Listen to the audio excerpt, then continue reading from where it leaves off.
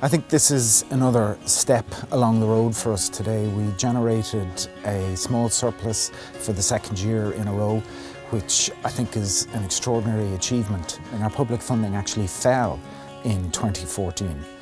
We have not had any licence fee increase since 2006, and we need some sort of certainty around our public funding. So I think against that kind of a backdrop, to have a surplus for a second year in a row is an extraordinary achievement.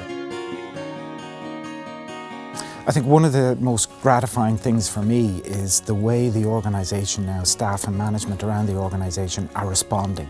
The way we're responding to the competition, to unexpected knockbacks. And if you think around when Pat Kenny left, you know, I remember one newspaper ran a significant headline saying, "Is this the end of public service broadcasting?" Just see how the organisation responded to that, responded quickly. Just see what Sean O'Rourke and his team are doing. We need 2FM to have a distinctive identity. We need it to be younger, and frankly, we need it to make money. I'm very happy with the direction it's going. I think there will be bumps along the way. I think the commercial market has reacted incredibly positively. It is by far the biggest growth area for us in percentage terms. A break-even result for RTE for 2014 is an important result. It's the second year in a row that we've delivered that, and it signals a return to a more stable financial footing. However, there are challenges ahead for RTE. The current television licence fee system is inefficient. It's not fit for purpose, and it's certainly not fit for the way audiences and the population consume media in this current age. And it means that there's over 30 million of public funding lost to public service broadcasting every year, which is really significant and means that there's reduced investment across the board, not just at RTE, but across the media sector in Irish-made programming. We have had to cut costs, we've had to change the organisation, and I think some of our output suffered, understandably, as a result of that. But I thought it was a really strong slate this autumn. I think with 2016, with our 2016 output, with the general election next year, with the summer of sport, I actually think next year, 2016, is going to be one of the biggest years in RTE television in possibly a decade or more. We've made a huge amount of change in digital. We've integrated it more into the output areas. I think there's more we need to do there, but we've had a huge amount of change, a huge amount of innovation, GAA Go. This is the kind of space we need to be in, particularly given that we don't know what is happening with public funding, we don't know where public policy is going. Our workforce, or the number of people working in RTE, is almost 20% lower than it was in 2008, and that's over 500 people less working at RTE than there were in 2008. And the number of services, the level of programme we produce isn't significantly different, and in fact the number of services that we now deliver have actually increased.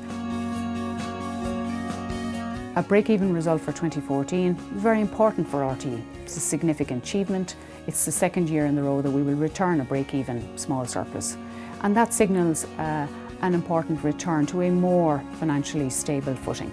It is important for RTE management and staff to continue to develop our programmes and our services for the audiences at home. It's also important that we continue to watch our cost base and continue to deliver cost efficiencies and demonstrate strong value for money for the licence fee. Our investigative journalism is back where it should be.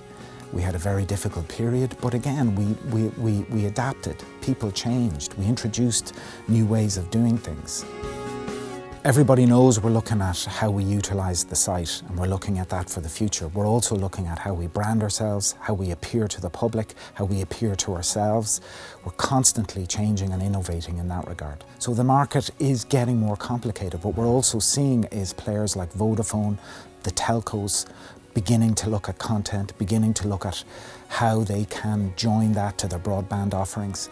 So the market isn't getting any easier, and I think we all need to realise that, and it is getting more complicated and more difficult. But what we have shown, particularly in the last number of years, is how this organisation and its staff are open to change. I think RTE over the last number of years we just haven't stood still, and I think that's down to staff, management across the entire organisation. It's down to people in the independent production sector. We just haven't stood still. We're not out of the woods yet, by any means, but this is another positive step forward for us. The market remains very competitive. Commercial income hasn't risen to the kind of levels that people expected, and our commercial funding and our public funding is still uncertain. So we're not out of the woods yet, but we are taking another positive step forward. And I really want to thank staff for the enormous contribution they've made across the board to where we are now.